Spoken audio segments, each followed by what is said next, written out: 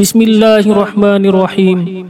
Assalamualaikum warahmatullahi wabarakatuh. Syukur alhamdulillah kita bisa berjumpa lagi di channel ini.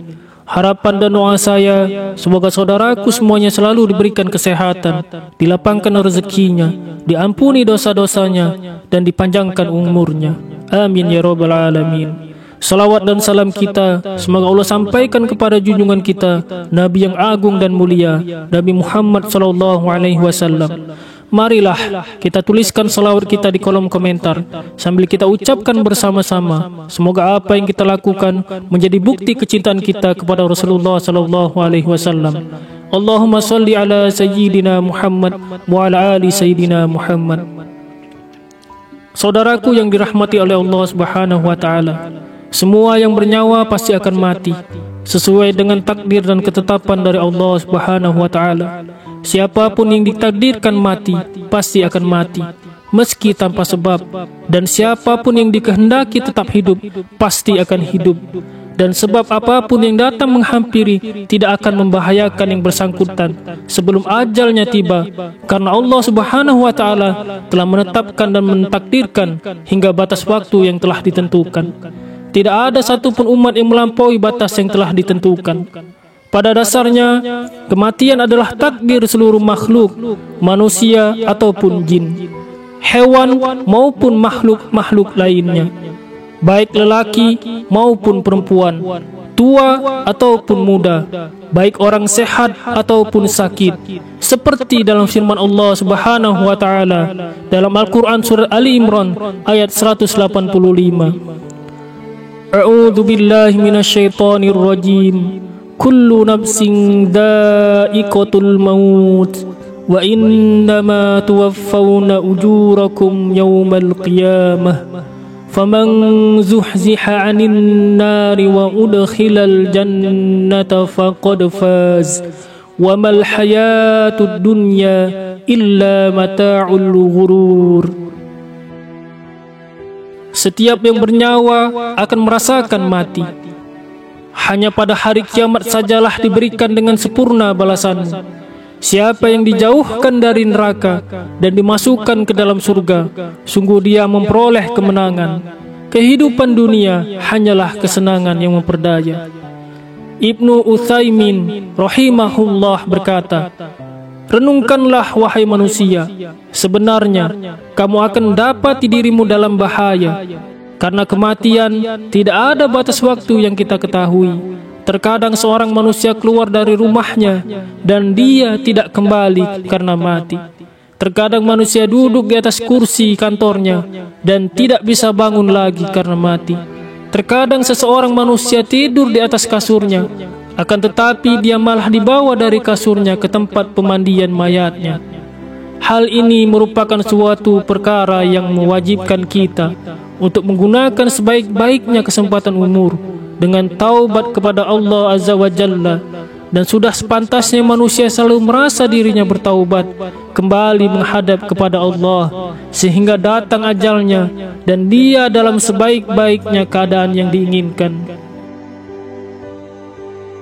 Dalam sebuah riwayat, malaikat maut memperhatikan wajah setiap manusia di muka bumi ini 70 kali dalam sehari.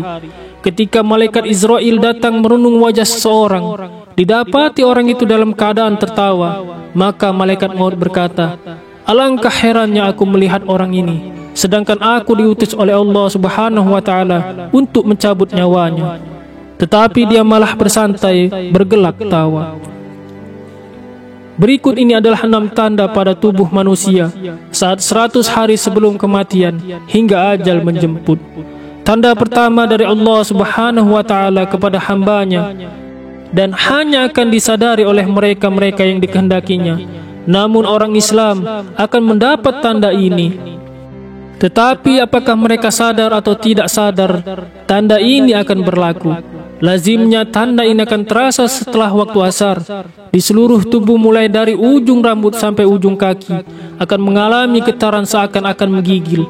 Contohnya seperti daging sapi atau kambing yang baru saja disembelih, di mana jika diperhatikan dengan teliti kita akan mendapati daging tersebut seakan-akan bergetar. Tanda ini akan terasa bagi mereka yang sadar dan berdetak di hatinya bahwa mungkin ini adalah tanda kematian mereka. Maka getaran ini akan berhenti dan hilang setelah sadar akan kehadiran tanda ini. Bagi mereka yang tidak diberi kesadaran atau mereka yang hanyut dengan kenikmatan tanpa memikirkan soal kematian, tanda ini akan hilang begitu saja tanpa ada manfaat. Bagi yang sadar dengan kehadiran tanda ini, maka ini adalah peluang terbaik untuk memanfaatkan waktu yang tersisa untuk bertaubat kepada Allah Subhanahu wa taala, mempersiapkan diri dengan amalan dan urusan yang akan dibawa atau ditinggalkan sesudah mati. Tanda kedua terjadi 40 hari sebelum hari kematian. Tanda ini juga akan terjadi sesudah waktu asar. Bagian pusat kita akan berdenyut-denyut. Pada waktu ini, daun yang tertulis nama kita akan gugur dari pohon yang letaknya di atas arsy Allah Azza wa Jalla.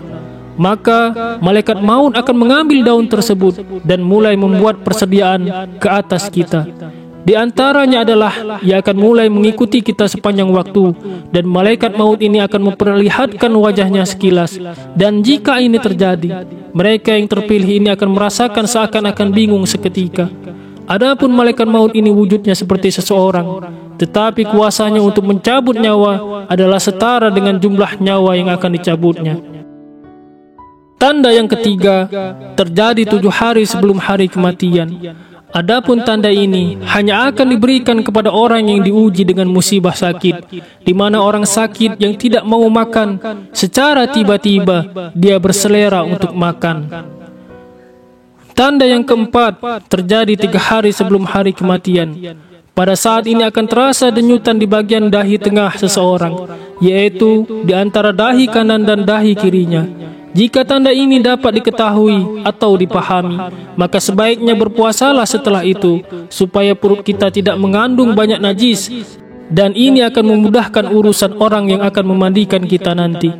Ketika ini juga mata hitam seseorang tidak akan bersinar lagi. Tanda yang kelima terjadi 1 hari sebelum hari kematian.